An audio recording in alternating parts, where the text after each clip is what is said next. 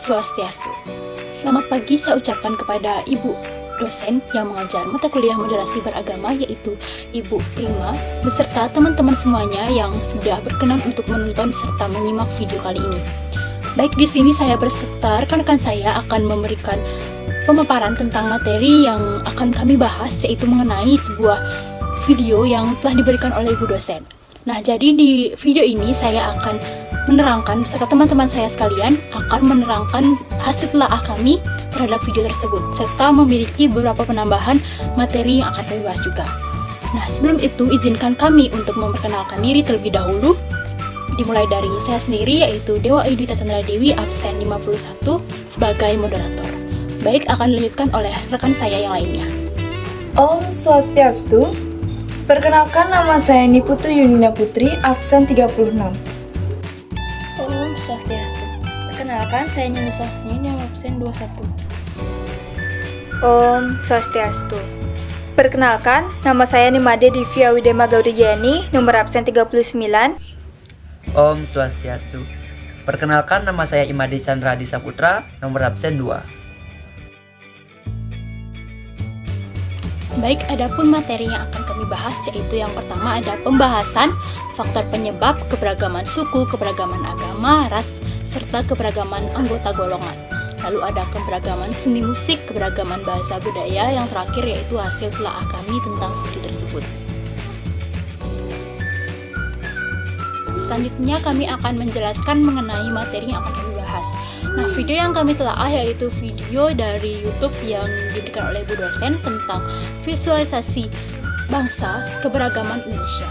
Nah, materi yang pertama yaitu mengenai pembahasan serta faktor penyebab keberagaman Indonesia yang dijelaskan oleh saya sendiri. Baik, yang pertama yaitu pembahasan. Nah, dari hasil pengamatan kami tentang video visualisasi bangsa keberagaman Indonesia yang dibagikan oleh Ibu dosen melewati aplikasi YouTube dengan nama channel Outron Maudi, dari video visualisasi tersebut dapat menggambarkan keberagaman budaya, ras, suku, agama, serta adat istiadat dari Indonesia sendiri.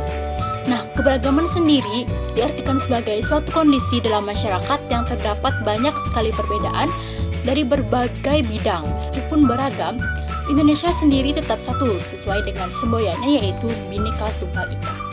Nah, maka demikian, walaupun kita berbeda-beda, walaupun kita memiliki keragaman budaya, bahwa Indonesia di sini tetaplah satu. Nah, selanjutnya di sini saya akan menjelaskan tentang faktor penyebab keberagaman Indonesia. Yang mungkin yang pertama di sini adalah keberagaman di Indonesia dipengaruhi oleh beberapa faktor. Yang mungkin yang pertama adalah letak strategis wilayah Indonesia, yang mungkin di mana Indonesia mempunyai letak yang sangat strategis sehingga menyebabkan Indonesia tersebut beragam. Yang kedua adalah kondisi negara kepulauan. Lalu yang ketiga adanya perbedaan kondisi alam, yang dimana Indonesia di sini sangat luas, bukan? Jadi tentu saja kondisi iklim di sini tuh sangat normal jika berbeda-beda. Nah, selanjutnya yaitu keadaan transportasi dan komunikasi. Yang terakhir adalah penerimaan masyarakat terhadap perubahan. Jadi semakin majunya zaman, semakin banyak juga perubahan yang akan dialami. Nah, tentunya keberagaman masyarakat di Indonesia memiliki dampak positif sekaligus dampak negatif pula. Nah, kita sebagai masyarakat Indonesia sendiri, masyarakat bangsa dan negara, dampak negatifnya tentu yaitu keberagaman di sini memberikan manfaat bagi perkembangan dan kemajuan. Maksudnya adalah dampak tersebut kita membuat Indonesia semakin maju dan semakin berkembang ke depannya. Nah, namun dampak negatifnya di sini juga adalah mengakibatkan ketidakharmonisan bahkan perpecahan bangsa dan negara. Ada yang tidak suka dengan budaya ini, ada yang tidak suka dengan budaya itu sendiri. Baik, sekian materi yang bisa saya sampaikan. Selanjutnya akan dijelaskan oleh rekan saya, yaitu Chandra.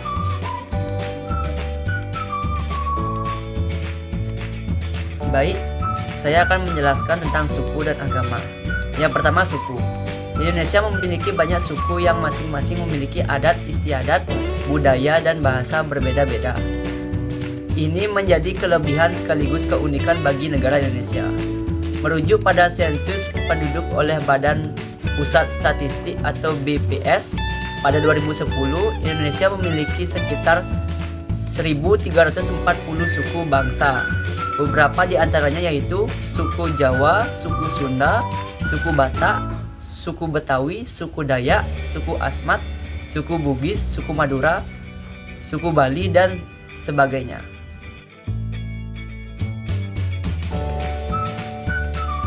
Yang kedua adalah agama. Agama adalah sistem keyakinan kepada Tuhan. Kebebasan beragama dijamin oleh UUD 1945. Agama yang diakui secara sah di Indonesia adalah agama Islam, agama Kristen, Katolik, Hindu, Buddha, dan Konghucu. Di sini saya akan menjelaskan tentang keberagaman ras dan anggota golongan. Keberagaman ras di dalam Undang-Undang Nomor 40 Tahun 2008 tentang penghapusan diskriminasi ras dan etnis menyebutkan bahwa ras adalah golongan bangsa berdasarkan ciri-ciri fisik dan garis keturunan. Setiap manusia memiliki perbedaan ciri-ciri fisik seperti warna kulit, warna dan bentuk rambut, bentuk muka, ukuran badan, bentuk dan warna mata, serta ciri fisik yang lainnya. Keberagaman ras penduduk di Indonesia setidaknya dapat dikelompokkan menjadi 4.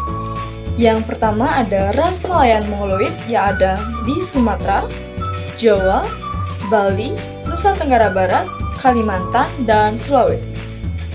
Yang kedua ada ras Melanesuit di Papua, Maluku, dan Nusa Tenggara Timur. Yang ketiga, ada ras Asiatik Mongoloid seperti orang Tionghoa, Jepang, dan Korea yang tersebar di seluruh Indonesia. Yang keempat atau yang terakhir adalah ras Kaukasoid yaitu orang India, Timur Tengah, Australia, Eropa, dan Amerika. Baik, selanjutnya saya akan menjelaskan tentang keberagaman anggota. Keberagaman anggota golongan dalam masyarakat multikultural. Keberagaman golongan bisa terjadi secara vertikal dan horizontal. Untuk vertikal, terdapat hierarki, lapisan atas dan lapisan bawah yang cukup tajam. Contohnya seperti status sosial, pendidikan, jabatan, dan sebagainya. Secara horizontal, biasanya anggota golongan setara dan tidak ada hierarki. Namun, hal ini mengakibatkan banyak yang merasa anggota golongannya paling benar, sehingga merendahkan anggota golongan lainnya. Contohnya adalah agama, idealisme, adat istiadat, dan sebagainya. Di sini saya akan menjelaskan materi tentang keberagaman Indonesia terhadap seni dan musik. Keberagaman di Indonesia memiliki pengaruh yang signifikan terhadap seni dan musik. Berikut adalah beberapa pengaruh keberagaman tersebut. Yang pertama, keanekaragaman budaya sebagai sumber inspirasi. Keberagaman budaya di Indonesia seperti suku bangsa, bahasa, dan adat istiadat menjadi sumber inspirasi bagi seniman dan musisi dalam menciptakan karya seni dan musik yang unik dan beragam. Yang kedua, pengaruh lingkungan dan alam. Seni dan musik di Indonesia seringkali terinspirasi oleh lingkungan dan alam sekitarnya. Misalnya tarian tradisional Indonesia yang seringkali menggambarkan gerakan yang terinspirasi oleh alam, seperti tarian yang menggambarkan binatang atau fenomena alam lainnya. Yang ketiga, pengaruh agama dan kepercayaan. Keberagaman agama dan kepercayaan di Indonesia juga mempengaruhi seni dan musik. Setiap agama memiliki tradisi dan ritual musik yang khas seperti gamelan dalam budaya Jawa dan Bali, serta musik doa dalam agama Islam. Yang keempat, pengaruh perbedaan etnis. Setiap suku bangsa di Indonesia memiliki seni dan musik tradisional yang khas. Misalnya lagu-lagu tradisional, tarian, dan alat-alat musik tradisional yang berasal dari berbagai daerah di Indonesia. Yang kelima, pengaruh globalisasi. Dalam era globalisasi, keberagaman budaya di Indonesia juga dipengaruhi oleh budaya-budaya luar. Hal ini tercermin dalam penggabungan elemen budaya lokal dengan budaya global dalam seni dan musik modern di Indonesia. Keberagaman di Indonesia memberikan kekayaan dan keunikan dalam seni musik. Seni musik di Indonesia tidak hanya memberikan hiburan tetapi juga memperkaya pengalaman estetika dan memperkuat identitas budaya masyarakat Indonesia. Materi yang kedua yaitu keberagaman bahasa. Yang pertama, Provinsi Lampung dengan ibu kota Bandar Lampung memiliki 7 bahasa daerah, yaitu Lesemah, Lampung, Lampung Cikoneng, dan sebagainya.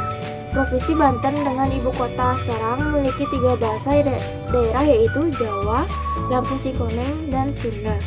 Provinsi Sumatera Barat dengan ibu kota Padang memiliki 8 bahasa daerah, yaitu Mentawai, Minangkabau, dan sebagainya. Provinsi Riau dengan ibu kota Pekanbaru memiliki 6 bahasa daerah, yaitu Banjarmasin, Batak, dan sebagainya. DKI Jakarta.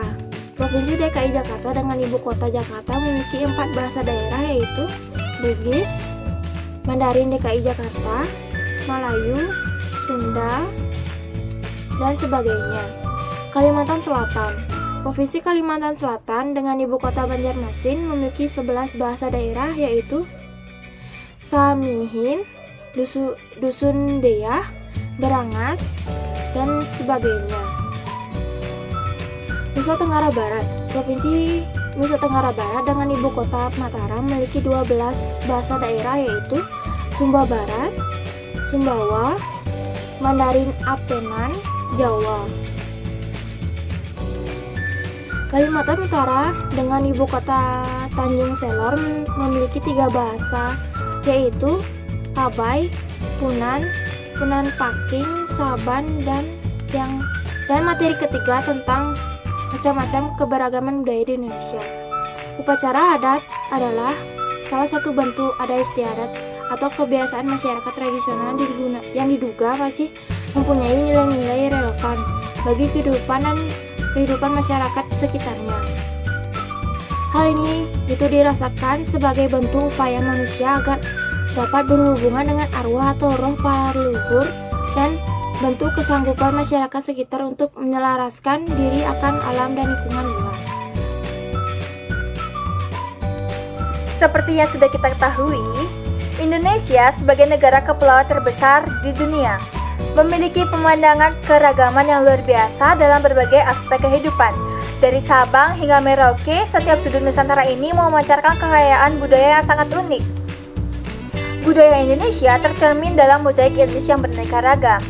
Jawa, Sunda, Bali, Batak, Toraja, dan masih banyak lagi suku-suku lainnya yang membuat ciri khasnya sendiri dalam kehidupan sehari-hari. Di sini, bahasa juga menjadi jendela keberagaman, dengan lebih dari 700 bahasa daerah yang digunakan di seluruh wilayah. Bahasa Indonesia, sebagai bahasa persatuan, menjadi perekat yang memperkukuh kesatuan di tengah keberagaman ini. Nah, adat istiadat yang beragam dari daerah ke daerah juga menambah warna kehidupan masyarakat Indonesia. Tarian, musik, pakaian adat, upacara adat menjadi bagian dari warisan budaya yang dijaga dengan penuh kebanggaan. Bisa kita lihat dari banyaknya video visualisasi bangsa keberagaman Indonesia yang menampilkan pemandangan dan keindahan alam serta budaya yang sangat menakjubkan. Nah, dari video visualisasi bangsa keberagaman Indonesia yang telah dibagikan sebelumnya, terdapat pula beberapa kalimat yang bisa menjadi acuan untuk kita hidup berbangsa dan bernegara. Di antaranya, akulturasi budaya yang harmonis adalah modal sosial yang harus dijaga dan dikelola dengan baik. Andai kota itu peradaban, rumah kami adalah budaya, dan menurut Ibu tiang seninya adalah agama. Agama melarang adanya perpecahan, bukan perbedaan. Agama itu bukan di baju, agama itu di dalam hati. Inti agama adalah kemanusiaan. Alam ada lebih dari sekedar membuat manusia hidup. Alam juga tanda jalan pulang menuju kedamaian. Keindahan alam adalah bukti cinta dari Tuhan Yang Maha Esa. Indonesia adalah negara yang kaya akan keragaman budaya, agama, dan alam. Namun, keragaman ini seringkali menjadi sumber konflik dan perpecahan di masyarakat, seperti contoh konflik antara umat beragama di beberapa daerah dan konflik antara suku. Oleh karena itu, penting bagi kita untuk memahami dan menghargai nilai-nilai budaya, agama, dan alam sebagai landasan dalam menjaga harmoni antara berbagai perbedaan yang ada. Indonesia memiliki keanekaragaman budaya dan kekayaan bahasa yang sangat banyak. dengan kekhasan yang berbeda satu sama lain, dan ketika keanekaragaman dan kekayaan itu menyatu menjadi satu, maka yang muncul adalah sebuah keindahan. Keragaman yang ada di Indonesia adalah kekayaan dan keindahan bangsa Indonesia.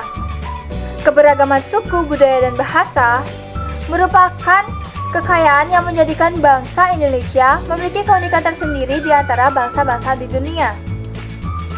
Keunikan ragam suku, bahasa, dan budaya tersebut merupakan harta warisan yang tak ternilai harganya dan sudah sepatutnya untuk kita jaga dan terus kita lestarikan. Nah, bisa kita simpulkan kembali, di satu sisi keberagaman ini menciptakan kekayaan budaya yang sangat luar biasa. Budaya, upacara adat, dan seperti festival tradisional menjadi wujud nyata dari keberagaman ini. Dari tari pendek di Bali hingga silek Minangkabau di Sumatera Barat, setiap unsur budaya menggambarkan identitas yang sangat membanggakan. Namun, di sisi lain keberagaman ini juga membawa tantangan. Penting untuk memahami bahwa setiap kelompok memiliki nilai-nilai dan keyakinan yang berbeda. Oleh karena itu, menjaga harmoni antar kelompok menjadi esensial. Inklusivitas dan penghargaan terhadap perbedaan menjadi kunci dalam membangun masyarakat yang adil dan bersatu. Nah, di sini peran pendidikan juga sangat penting dalam merawat keberagaman ini. Melalui kurikulum yang mencakup sejarah dan kebudayaan setiap daerah, generasi muda dapat tumbuh dengan pemahaman yang lebih baik tentang warisan bangsa. Nah, dengan demikian mereka dapat menjadi agen perubahan yang memperkuat kebersamaan dan toleransi. Baik, pembahasan dari Gauri merupakan pembahasan terakhir dari materi kita kali ini. Mungkin cukup sekian yang dapat kami sampaikan, tapi sebelum itu izinkan saya untuk membacakan kesimpulan pada kali ini. Baik, kesimpulan dari video filosofi bangsa mengenai keberagaman Indonesia adalah bahwa Indonesia merupakan negara yang sangat kaya akan keberagaman budaya, suku, agama, bahasa, serta adat istiadat. Nah, visualisasi ini memperlihatkan betapa pentingnya kita menjaga dan menghargai perbedaan-perbedaan sebagai bangsa Indonesia sendiri. Nah, hal ini merupakan identitas kita sebagai bangsa Indonesia. Dengan memahami dan menghargai keberagaman kita dapat memperkuat persatuan dan kesatuan bangsa.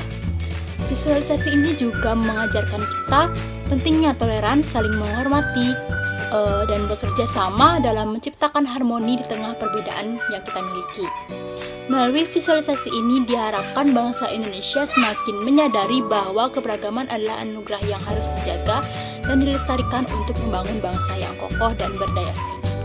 Sekian yang dapat saya sampaikan. Apabila ada salah kata, saya ucapkan mohon maaf dan saya ucapkan terima kasih. Saya tutup dengan Om Santi Santi.